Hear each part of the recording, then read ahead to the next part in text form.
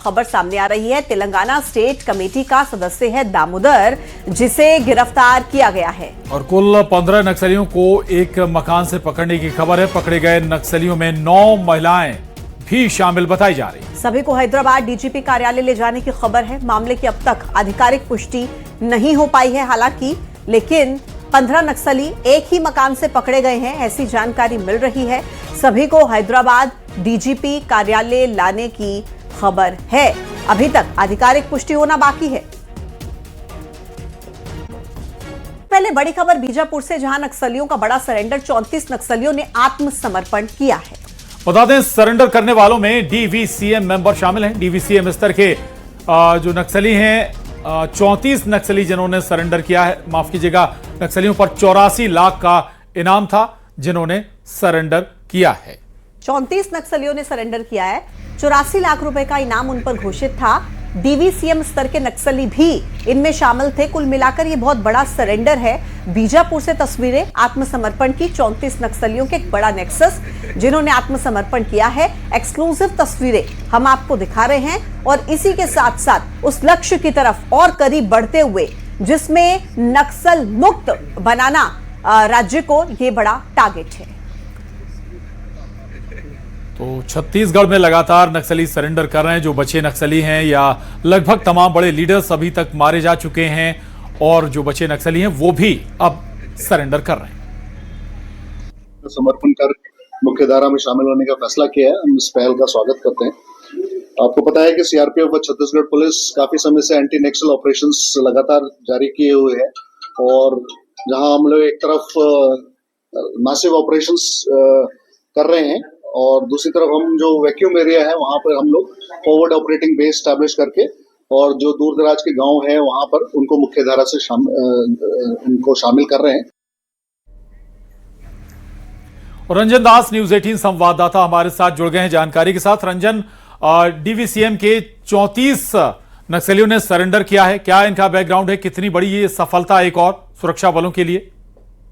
देखिए, ये निश्चित तौर पर सुरक्षा बलों के लिए एक बड़ी सफलता है, क्योंकि मार्च 2026 का जो लक्ष्य है अब ज्यादा दिन नहीं है, लेकिन पुलिस उस दिशा में वाकई काफी हद तक सफलता अर्जित कर चुकी है। आज बीजापुर में करीब 84 लाख के 34 जो माओवादी उन्होंने सरेंडर किया। सबसे बड़ी बात, इसमें बड़े कैडर के नक्सली है और चूंकि बीजापुर में अभी नक्सलियों की जो कैडर है वो धीरे धीरे समर्पण की वजह से काफी कम हो चुके, संगठन काफी कमजोर हो चुका है। ऐसे में साल के ये आखिरी महीने में जब इस तरह का बड़े सरेंडर हुआ तो निश्चित तौर पर दक्षिण बस्तर की बात करें तो दफ्तर संगठन को एक बड़ा झटका लगा है और दूसरी तरफ पुलिस के लिए एंटी नक्सल ऑपरेशन के लिहाज से भी एक बड़ी सफलता है और 21 मार्च का जो लक्ष्य उस दिशा पे भी इसे बड़ी सफलता के रूप में देखा जा सकता है। चलिए, बहुत शुक्रिया आपका इस पूरी जानकारी के लिए, धन्यवाद।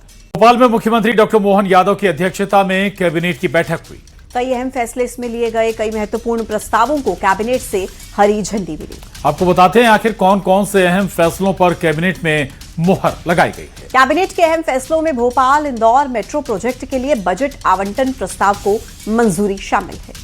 इसके अलावा मुख्यमंत्री उद्यम क्रांति योजना को आगे भी जारी रखने के प्रस्ताव को मंजूरी दी गई है। प्रदेश में वन विज्ञान केंद्र भी स्थापना पर भी उसकी सहमति बनी है, जिसके तहत पहले चरण में कुल 6 वन विज्ञान केंद्र स्थापित होंगे।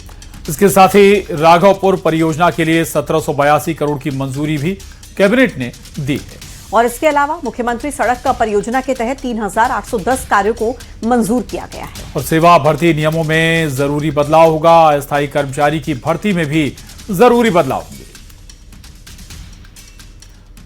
चलिए आगे बढ़िए। कैबिनेट में अस्थायी कर्मचारियों को लेकर लिए गए फैसले पर एमपी में सियासत गर्मा गई है। कांग्रेस का कहना है कि सरकार की करनी और कथनी में अंतर है। अगर ऐसा कोई फैसला किया है तो लिखित रूप से बताया जाना चाहिए। उधर कर्मचारी संगठनों का कहना है कि काफी समय से इसकी मांग की जा रही है, अभी सरकार एक स्टेप आगे बढ़ी है। उधर बीजेपी का कहना है कि इस फैसले से अस्थायी कर्मचारियों को काफी राहत मिलेगी। पहले अस्थायी कर्मचारियों की 10 श्रेणियां थी जो अब 5 रह जाएंगी। इसके लिए सेवा भर्ती नियमों में बदलाव किया जाएगा।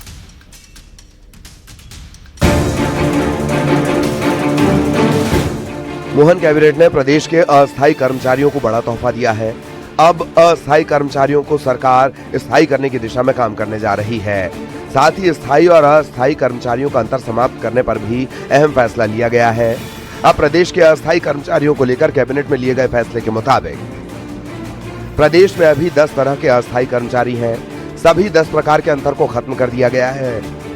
अस्थायी कर्मचारियों की 10 में से 5 श्रेणी रहेंगी। अब अस्थायी कर्मचारियों की भर्ती नहीं होगी। इनके लिए सेवा भर्ती नियमों में बदलाव होगा। डिप्टी सीएम राजेंद्र शुक्ल ने बताया कि वर्तमान में स्वीकृत अस्थायी पदों को स्थायी पदों में बदलने के लिए सेवा भर्ती नियमों में जरूरी बदलाव की स्वीकृति दी गई है। उधर सरकार के फैसले पर अब सियासत गर्मा गई है। कांग्रेस का आरोप है कि सरकार बातों की जादूगर है और लीपापोती करने में माहिर है। इसे लेकर लिखित और ठोस आदेश जारी होना चाहिए। राज्य शासन में कार्यरत कर्मियों के पदों से संबंधित अस्थायी और स्थायी पद का अंतर समाप्त किया गया है। 10 प्रकार के जो वर्गीकरण होते हैं कर्मचारियों के, नियमित, संविदा और आउटसोर्स, अंशकालीन और कई प्रकार के, तो उसमें कर्मचारियों को रिटायरमेंट के बाद, प्रोबेशन के बाद कई चीज़ों में जो परेशानी आती थी, अब वो 10 श्रेणी के बजाय 5 श्रेणी ही रहेंगी। दिल्ली से लेकर भोपाल तक ये शब्दों के जादूगर लोग हैं भाजपा के लोग, चाहे नरेंद्र मोदी हो या मोहन यादव हो। मेरा यह कहना है कि स्ट्रेट फॉरवर्ड ऑर्डर निकलना चाहिए। कायदा तो ये है कि अस्थायी कर्मचारियों को स्थायी कर्मचारियों का दर्जा समान वेतनमान दे के श्रेणी के हिसाब से आप एक पत्र जारी कर दीजिए, तो हम समझेंगे कि वास्तव में आपने प्रदेश के लिए जो काम कर रहे हैं जो लोग, उनको न्याय मिला। वहीं कैबिनेट के फैसले पर कर्मचारी संगठनों ने स्वागत किया है। हालांकि ये फैसला अभी पहले स्टेप है। 5 श्रेणी भी क्यों रखी जा रही है, इनको भी खत्म कर देना चाहिए। एक श्रेणी हो और सेवा, शर्तें और सुविधा भी एक हो। तो उस दिशा में सरकार ने एक कदम बढ़ाया है। यद्यपि अभी पूर्णतः हमारी मांग पूरी नहीं हुई है, अभी भी 5-6 श्रेणियां रहेंगी, लेकिन हम तो कह रहे हैं कि सरकार इसी दिशा में आगे बढ़ते हुए और उस स्थिति में लाए कि कर्मचारियों की एक ही श्रेणी हो। पर ठीक है, एक स्टेप सरकार ने उस दिशा में आगे बढ़ाया है, क्योंकि वैसे भी स्थायी और अस्थायी में कोई अंतर नहीं रह गया था। कर्मचारी संगठनों की मांग है कि सरकार को इस दिशा में आगे बढ़ना चाहिए। अब देखना होगा कि आने वाले समय में इसमें क्या नए बदलाव होते हैं। भोपाल से शैलेंद्र सिंह की रिपोर्ट, न्यूज़ 18। मुख्यमंत्री शिवराज सिंह चौहान ने मनरेगा की जगह नया बिल विकसित भारत जी राम जी बिल लोकसभा में पेश कर दिया है। इस बिल के पेश होने के बाद कांग्रेस की तरफ से इसका विरोध हुआ है। कांग्रेस नेता प्रियंका गांधी ने मनरेगा का नाम बदलने पर आपत्ति जताई है। प्रियंका गांधी ने लोकसभा में बिल वापस लेने की मांग की और कहा कि विधेयक को स्थायी समिति में भेजा जाए। प्रियंका गांधी ने आगे कहा कि नया बिल संविधान की मूल भावना के खिलाफ है। बता दें आपको, नया बिल अब सदन में पेश कर दिया गया कृषि मंत्री शिवराज सिंह के जरिए, लेकिन इस पर प्रियंका गांधी ने आपत्ति जताई, सवाल उठाया है।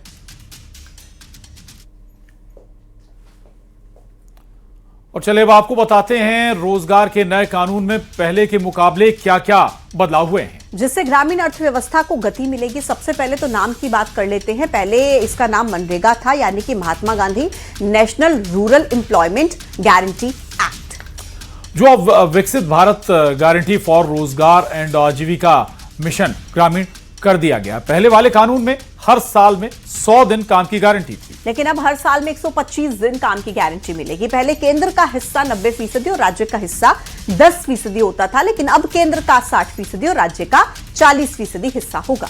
पहले बुआई कटाई के लिए खास प्रावधान नहीं थे, लेकिन अब बुआई कटाई के लिए नए प्रावधान इसमें किए गए। पुराने कानून में 15 दिन में मजदूरी का भुगतान होता था, लेकिन अब यह भुगतान हर सप्ताह किया जाएगा, यानी कि लोगों को फायदा मिलेगा।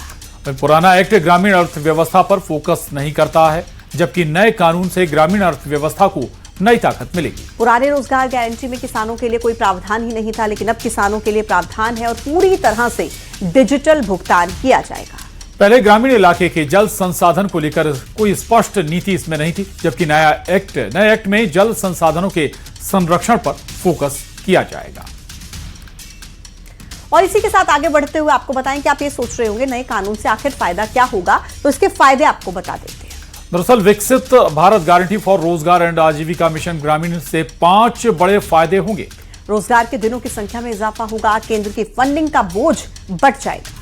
खेती के काम के समय प्रोजेक्ट पर रोक लगेगी। वहीं हर हफ्ते पेमेंट हो सकेगा, लोगों को भुगतान के लिए महीने का इंतजार नहीं करना पड़ेगा। ग्रामीण अर्थव्यवस्था को नई ताकत मिलेगी तो तमाम तरह के फायदे हैं जो इस नए बिल के पेश होने के बाद मिलने की उम्मीद सामने आ रही है। इस नए कानून से बहुत कुछ बदलाव होने जा रहा है। ग्रामीण अर्थव्यवस्था में इस कानून के जरिए फोकस किया जा सकेगा। साथ ही 100 दिन की बजाय 125 दिन अब लोगों को इस कानून के तहत रोजगार मिल सकेगा। इतना ही नहीं, हालांकि जो पहले रेशियो हुआ करता था उसमें भी बदलाव हुआ है। पहले 90% केंद्र, 10% राज्य, और अब ये रेशियो बदल गया है। रेशियो अब बदलकर 60% केंद्र और 40% राज्य का आ गया। और इसी के साथ साथ आपको यह भी बता दें कि लोकसभा में बिल पेश करने के दौरान विपक्ष ने जमकर हंगामा जरूर कर दिया। संसद के अंदर और बाहर विपक्ष का भारी हंगामा देखने को मिला। कांग्रेस सांसद प्रियंका गांधी ने इस बिल पर आपत्ति जताई। सरकार पर बड़ा हमला बोला। सरकार का दावा है कि बिल ग्रामीण अर्थव्यवस्था को मजबूती देगा।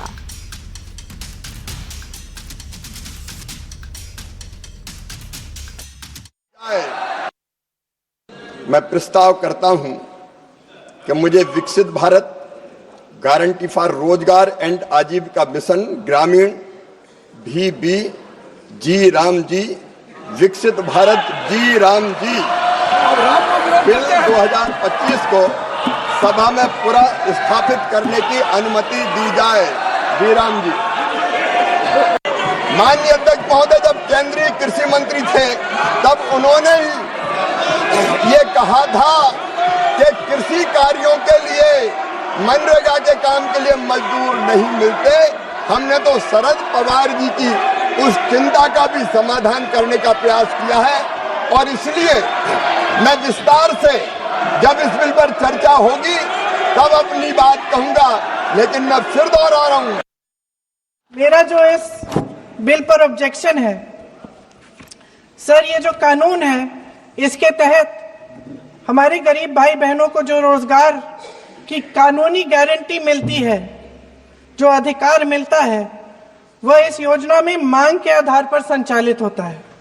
मतलब जहां जहां रोजगार की मांग है वहां इस योजना द्वारा 100 दिनों का रोजगार अनिवार्य है, देना अनिवार्य है। इसके साथ साथ केंद्र से इसके लिए जो पूंजी जाती है वो भी मांग पर आधारित होती है। यानी कि इस